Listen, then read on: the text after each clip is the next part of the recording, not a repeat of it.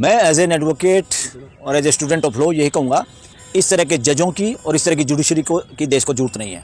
ऐसे सेंसिटिव मामलों में किसी जज को एक्स पार्टी ऑर्डर देना ही नहीं चाहिए, सिंपल। क्योंकि ये एक ऐसा मुद्दा है, सांप्रदायिक मुद्दा है ये, और इस पर रिलीजियस प्लेस का मुद्दा है, जो पहले अफरा तफरी दुनिया भर के सालों तक एक मामला हुआ, जिसमें सुप्रीम कोर्ट ने फैसला भी दे के राम मंदिर बनवाया। आज तक भी उस जजमेंट को देश हजम नहीं कर पाया, और मैं उन लोगों में से भी, मैं कहता हूँ सुप्रीम कोर्ट ने गलत काम किया, जहाँ एक षड्यंत्र का शिकार बनाया गया उस मस्जिद को। हमें उससे नहीं है कि भाई मस्जिद मंदिर की कीमत पे बने या मंदिर मस्जिद की कीमत पे बने। हमें ये भी नहीं है कि देश, ये मंदिर और मस्जिद हमारा फेट या हमारा भविष्य तय करें।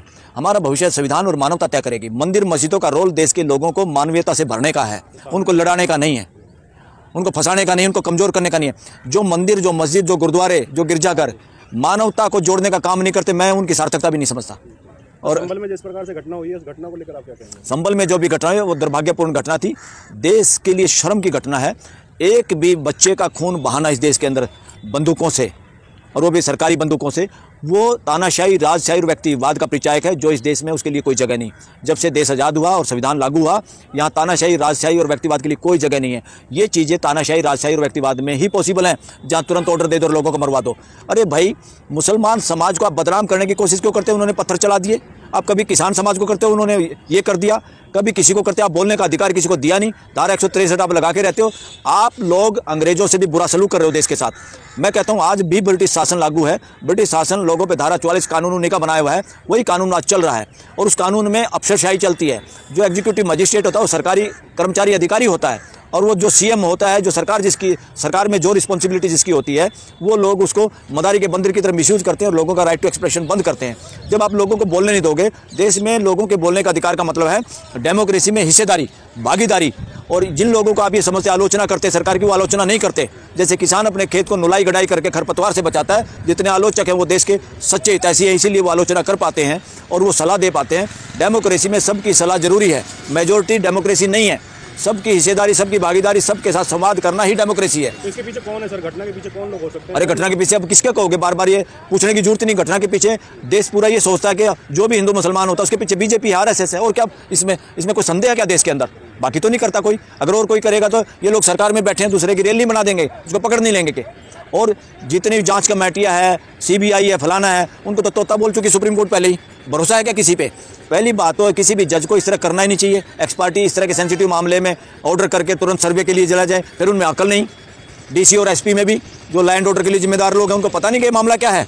उसे दोनों समाज के लोगों को बुलाना चाहिए था। पहले तो गलती कोर्ट ने की, फिर प्रशासन ने की, और फिर आप कहते हो कि पत्थरबाजी की। आप किसी की आवाज़ सुनना नहीं चाहते, आप लोगों को दबाना चाहते हैं, आप लोगों को बंदूकों से डराना चाहते हैं, उनसे बात तक नहीं करना चाहते, और फिर आप उसके नारे दे के इलेक्शन जीतना चाहते हैं। फिर कहते हो मुसलमानों ने पत्थर बरसा दिए। ये पत्थर क्यों बरसाए? ये पत्थर क्यों बरसते हैं? कमज़ोर आदमी। आप बंदूक लोगों पे तानेंगे और किसी को इस तरह से उनको फील होगा कि न्याय नहीं हो रहा, और लोग फिर उनको उन्हीं के ऊपर आरोप लगाओगे कि सीसीटीवी में इतने लोगों ने पत्थर फेंके हैं। आपने जो बंदूकें चलाई हैं, आपने जो ऑर्डर किया कोर्ट ने, आपने जो बिना लोगों के संवाद के इस तरह सर्वे करने पहुंच गए, आप लोगों की क्या ड्यूटी बनती है? डीसी और एसपी की क्या ड्यूटी बनती है? एक जज की क्या ड्यूटी बनती है देश के प्रति? और एक जिनके हाथों में बंदूक है, दूसरे सामने बंदूक नहीं है, वो खाली पत्थर हैं। तो आपने क्या सुरक्षा, पुलिस का ये काम है कि ऐसे हालात क्रिएट करें कि फोर्स का यूज करना ही ना पड़े। ऐसे हालात क्रिएट करने की ड्यूटी खुद पुलिस वालों की है, अधिकारियों की है, कि समाज से बात करते तो ये हालात पैदा ही नहीं होते।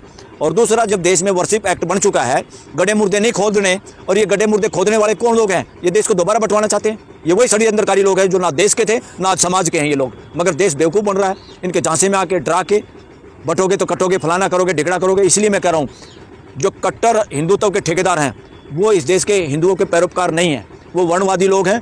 पहले भी वो इस देश पे अपने षड्यंत्रों से कब्जा किए बैठे थे, आज भी वो कब्जा करना चाहते हैं, लगातार उसको बनाए रखना चाहते हैं। इसलिए मेजोरिटी हिंदुओं को सब खुल के सामने आना चाहिए, मुसलमान समाज के साथ खड़े हो जाना चाहिए, और इन गड्ढे मुर्दों पे फुल स्टॉप लगाना चाहिए। देश के लोग नहीं खड़े होंगे तो आने वाले इतिहास में ये कट्टरवादी जो लोग चाहते हैं, हिंदुत्व के जो ठेकेदार हैं, ये लोग बच जाएंगे और हमारा मेजोरिटी हिंदू समाज बदनाम होगा, क्योंकि लोग इसको इतिहास में लिखेंगे कि कौन कौन लोग थे, किन लोगों ने साथ दिया। तो आने वाली पीढ़ियाँ ये सोचेंगी कि मेजोरिटी हिंदुओं की थी, इसलिए इन्होंने मुसलमानों पर अत्याचार किया है। हम उस अत्याचार में शामिल नहीं होना चाहते। मैं देश के लोगों से आह्वान करना चाहता हूँ, यही तो मौका है न्याय के साथ खड़े होने का, भाईचारा दिखाने का। इसलिए भाईचारा दिखाने की जिम्मेवारी, बनाने की जिम्मेवारी कॉन्स्टिट्यूशनल कोर्ट की है, सरकार की है, प्रशासन की है। अगर वो नहीं दिखाना चाहते तो अल्टीमेटली मालिकों की है, देश के लोगों की है, देश की जनता की है, 140 करोड़ लोगों